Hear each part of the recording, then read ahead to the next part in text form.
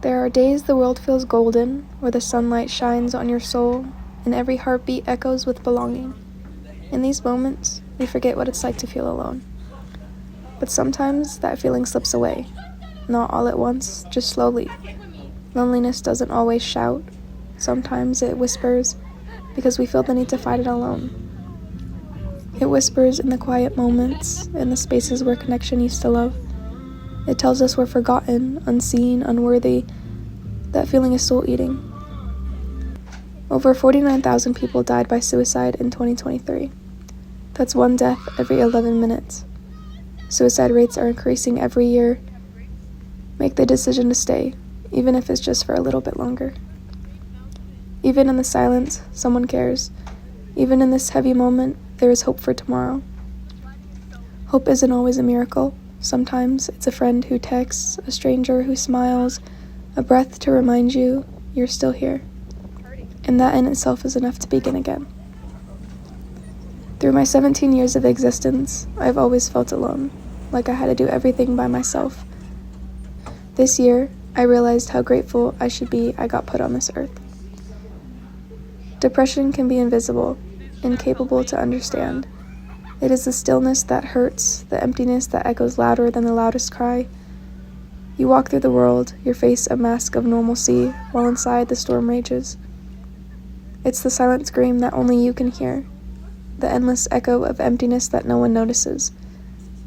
It's a silent battle, fought behind the eyes that seem unaffected, in the quiet corners of your mind where no one else is allowed to see.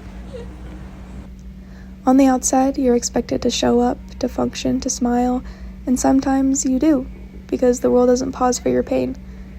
But inside, there's a constant pull, a sinking feeling that no one can feel, no one can understand. It's the feeling of being alone in a crowded room, of drowning in a sea of faces while nobody even knows you're sinking. Depression is invisible because it doesn't leave bruises. It doesn't show on your skin. It lives in the spaces between your thoughts, in the silence of your heart. And while it remains unseen, it is felt deeply in ways words can't capture. I was a victim of holding in my thoughts and feelings. I had no outlet. I was constantly upset at myself and the world, growing my frustrations even further.